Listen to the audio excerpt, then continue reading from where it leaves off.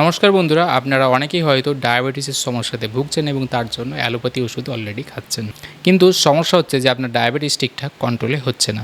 আর এইভাবে সুগার কন্ট্রোলে না আসার জন্য আপনার বিভিন্ন রকমের প্রবলেম সমস্যাগুলো বেড়েই চলেছে, মন বিষণ্ণ হয়ে রয়েছে এবং আপনি একটা সমাধানের পথ চাইছেন। তাহলে আজকের এই ভিডিওটি কিন্তু আপনার জন্য অত্যন্ত গুরুত্বপূর্ণ হতে চলেছে, কারণ আজকের এই ভিডিওতে আমি বিশেষ হোমিওপ্যাথিক ওষুধের কথা বলবো, সেটাকে বলা যেতে পারে কম্বিনেশন ওষুধ বা কিছু ওষুধের সংমিশ্রণ বলা যেতে পারে, কিন্তু সেটা ডায়াবেটিসের সমস্যার জন্য দেখা গেছে সব থেকে ভালো কাজ করে। তাই চিন্তা করার কিছু নেই, ডায়াবেটিসের সমস্যাতে যারা ভুগছেন তাদের জন্য আজকের এই ভিডিওটি কিন্তু অত্যন্ত উপকারী হতে চলেছে। এই ওষুধগুলো প্রয়োগ করলে হয়তো আপনার সমস্যা 100% একবারে যে টোটাল নির্মূল হয়ে যাবে তা না, কিন্তু সুগার অনেক ভালো কন্ট্রোলে থাকবে। কারণ এটাই বলার যে 100% হবে না, যে ডায়াবেটিস কিন্তু শুধুমাত্র ওষুধের দ্বারা কন্ট্রোল করা সম্ভব না। সেই জন্য আরও অনেক কিছু ডায়েট, লাইফস্টাইল এগুলো মেনে চলতে হয়, কিন্তু এই ওষুধ আপনাকে সাপোর্ট দেবে খুব ভালো। আর তার সঙ্গে সঙ্গে সুগারের সমস্যা দেখা যায় যে অঙ্গের সমস্যার জন্য, সেটা হলো প্যানক্রিয়াস। এই প্যানক্রিয়াসের কাজকেও সে ঠিক করতে পারে এবং প্যানক্রিয়াসকে আরও ভালো জায়গাতে নিয়ে যেতে সক্ষম। এবং আপনার যদি প্যানক্রিয়াস সুস্থ থাকে, ভালো থাকে, তাহলে ইনসুলিনও ঠিকঠাক থাকবে, আপনার সুগারও কন্ট্রোলে থাকবে। তাই শুধুমাত্র এই কম্বিনেশনটি আপনার সুগারকে কন্ট্রোল করবে তা না, আপনার প্যানক্রিয়াসকেও সুস্থ এবং শক্তিশালী করে তুলবে। তার সঙ্গে সঙ্গে সুগারের জন্য আপনার বেশ কিছু সমস্যা হয়, যেরকম নার্ভের প্রবলেম হতে পারে, চোখ, লিভার, কিডনি এগুলোতে এর এফেক্ট বেশি পড়ে, সেগুলোকে ড্যামেজ থেকে রক্ষা করতে সাহায্য করবে এবং রিপেয়ারও করবে। যে হোমিওপ্যাথিক ওষুধের কম্বিনেশনটির কথা বলবো, সেটা আপনারা অলরেডি যদি কোনো অ্যালোপ্যাথি ওষুধ খেয়ে থাকেন তার সঙ্গেও খেতে পারবেন, কোনো সমস্যা নেই। তবে ভিডিও শেষে জানাবো কিভাবে খাবেন এবং কিভাবে আপনাকে কিছু নিয়ম কানুন মেনে চলতে হবে এই ওষুধ খাওয়ার সঙ্গে সঙ্গে, সেটা জানা অত্যন্ত জরুরি। এবং ধীরে ধীরে দেখবেন যে আপনার অ্যালোপ্যাথি ওষুধ বা এই হোমিওপ্যাথিক কম্বিনেশন যে ওষুধ, সেটারও কিন্তু ডোজটা আস্তে আস্তে কমাতে হচ্ছে, যখন এটা অনেকটাই কন্ট্রোলে চলে আসবে। ডায়াবেটিস কি, এটা নতুন করে বলার আর কিছু নেই, আপনারা বেশিরভাগ জনই জানেন, বিশেষ করে যারা এই সমস্যাতে ভুগছেন। সহজ ভাষায় আপনার রক্তের মধ্যে যদি চিনির মাত্রা বেড়ে গেছে, অর্থাৎ সুগারের মাত্রা যদি বেড়ে যায়, সেই কন্ডিশনটাকে সহজ ভাষায় ডায়াবেটিস বলা হয়। সাধারণত এটা দুটো ধরনের হয়ে থাকে, যে টাইপ 1 এবং টাইপ 2। টাইপ 1 এর মধ্যে সহজভাবে যদি সংক্ষেপে বলি, তাহলে প্রথম থেকেই প্যানক্রিয়াস ইনসুলিন ঠিকঠাকভাবে তৈরি করতে পারে না, যার ফলে কি হয়, রক্তের সুগারের মাত্রা ক্রমশ বাড়তেই থাকে।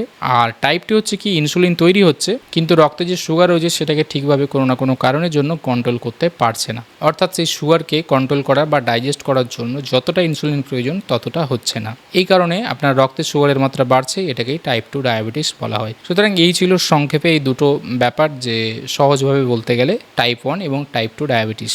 ডায়াবেটিসের সমস্যাতে যারা ভুগছেন তারা 5 বছর, 7 বছর, 10 বছর ধরে অলরেডি ওষুধ খেয়ে যাচ্ছেন, এবং তারাও আজকে কিন্তু এই ওষুধটি, সেই যে ওষুধগুলো চলছে তার পাশাপাশি এই ওষুধকে চালাতে পারবেন। এবার জেনে নিই যে সেই সমস্ত ওষুধগুলো কী কী। মূলত এক্ষেত্রে আমাদের 4টি হোমিওপ্যাথিক মাদার টিংচার লাগবে এই কম্বিনেশনটি তৈরি করার জন্য। সেগুলো হলো gymnema sylvestre mother tincture, syzygium mother tincture, cephalandra indica mother tincture এবং অ্যাব্রোমা অগস্টা মাদার টিংচার। আপনারা স্ক্রিনে এই ওষুধগুলোর নাম দেখতে পাচ্ছেন। এই 4টি ওষুধ নিয়ে কম্বিনেশন বানাতে হবে, কিভাবে বানাবেন সেটা ভিডিওর শেষে জানাবো। তবে তার আগে এই ওষুধগুলোর ক্ষেত্রে বিশেষ কিছু লক্ষণ থাকে, সেগুলো জানা দরকার। প্রথমেই জানবো জিমনেমা সিলভেস্ট্রা মাদার টিংচার সম্পর্কে। এটাকে সুগার কিলার মেডিসিন বলা হয়ে থাকে। কেন? মূলত যে লক্ষণের উপরে এটাকে দেওয়া হয়, যে প্রচুর পরিমাণে আপনার প্রস্রাব হচ্ছে, অর্থাৎ প্রফিউজ ইউরিনেশন, তার সঙ্গে আপনার শরীরে প্রচণ্ড ক্লান্তি রয়েছে, জল পিপাসাও বেশ ভালো মাত্রায় রয়েছে। তবে পিকুলার সিমটম কি, জিভ আপনার ভেজা রয়েছে, ময়েস্ট রয়েছে, কিন্তু তাও জল পিপাসা, অর্থাৎ আপনার জিভ যদি ভেজা থাকে তাহলে জল পিপাসা কম হওয়ার কথা,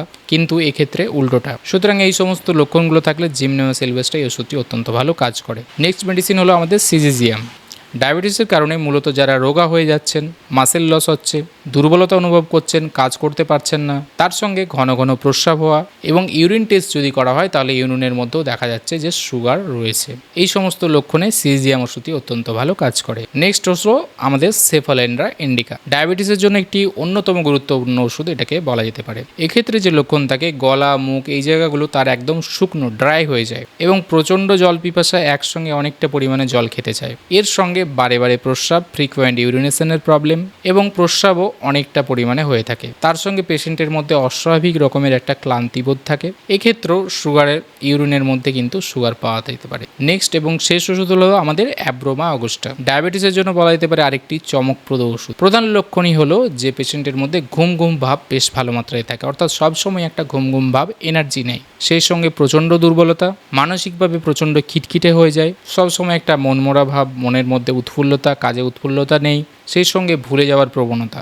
আর কি থাকে না, সারা গায়ে চুলকানির প্রবলেম, ইরাপশন থাকে, এর সঙ্গে প্রচণ্ড খিদে, র্যাভেনাস হাঙ্গার বলা যেতে পারে, এবং পেটটা খালি খালি মনে হয় মাঝে মধ্যেই। তাছাড়া এনারা কিন্তু কনস্টিপেশন বা কোষ্ঠকাঠিন্যের সমস্যাতে ভোগে এবং দিনে রাতে বেশিরভাগ সময়ই প্রস্রাব অনেকটা বেশি হয়। মহিলাদের ক্ষেত্রে আরেকটি সিমটম গুরুত্বপূর্ণ, যে সমস্ত বাড়ির মা বোনেরা রয়েছেন, বিশেষ করে তাদের যদি ডায়াবেটিসের প্রবলেম রয়েছে, তারা সাদা স্রাবের প্রবলেম, হোয়াইট ডিসচার্জ, লিউকোরিয়ার সমস্যাতে ভুগে থাকেন, তাহলে এটা একটা দারুণ ইন্ডিকেশন বলা যেতে পারে অ্যাব্রোমা এই ওষুধটি ইউজ করার ক্ষেত্রে। সুতরাং এই ছিল 4টে ওষুধ যেগুলোকে নিয়ে আমাদের কম্বিনেশনটা তৈরি হবে। তার সঙ্গে কিছু ডায়েট, লাইফস্টাইল তো আপনারা অতি অবশ্যই জানেন যেগুলো মেনে চলার, সেগুলো অবশ্যই মেনে চলবেন। তার মধ্যে অতি অবশ্যই হচ্ছে কি, যে প্রত্যেক দিন আধ ঘন্টা থেকে 40 মিনিট হাঁটাচলা করা অভ্যেস করতে হবে। মিষ্টি জাতীয় খাবার আপনাকে ত্যাগ করতে হবে, বেশিরভাগ ভাজাভুজি খাওয়া যাবে না। এবারে চলে আসি এই ওষুধটা আপনি কিভাবে বানাবেন। 4টি ওষুধকে সম পরিমাণে আপনাকে নিতে হবে। অর্থাৎ ধরুন আপনি একটা প্রথমে বড় শিশি নিলেন, তাতে এই 4টি ওষুধই 100 ml এর মধ্যে থেকে 10 ml 10 ml 10 ml করে 4টে ওষুধই নিলেন, তাহলে টোটাল 40 ml হলো।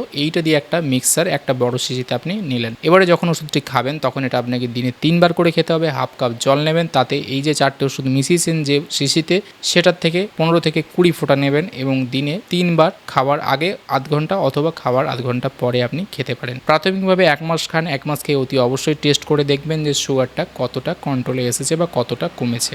যখন দেখবেন কমতে থাকবে তখন ধীরে ধীরে ডোজ কমাতে হবে। 15 থেকে 20 ফোঁটা থেকে আস্তে আস্তে 10 ফোঁটাতে নামিয়ে আসবেন এবং এইভাবে কিন্তু কন্টিনিউ চলবে। তবে এক্ষেত্রে বলে রাখি যে প্রত্যেক মাসে বা 2-3 মাস ছাড়া ছাড়া টেস্ট করা জরুরি, এবং যেহেতু সুগারের সমস্যা একটা দীর্ঘদিনের প্রবলেম, এই ওষুধ আপনারা প্রাথমিকভাবে খেতে পারেন, অবশ্যই কিন্তু একজন ডাক্তারের পরামর্শ করে নেওয়া উচিত। সুতরাং আজকের এই ভিডিওটি এই পর্যন্ত বন্ধুরা। আশা করি ভিডিওটি আপনাদের ভালো লেগে থাকবে এবং উপকারে আসবে। ভিডিওটি যদি ভালো লেগে থাকে এবং উপকার আসে তাহলে অবশ্যই লাইক করবেন, কমেন্ট করবেন এবং শেয়ার করবেন আপনাদের বন্ধু বান্ধবদের সঙ্গে। আজকে এই পর্যন্ত বন্ধুরা, দেখা হবে পরে আবার এরকম একটি ভিডিওতে। ততদিন ভালো থাকবেন, সুস্থ থাকবেন, ধন্যবাদ।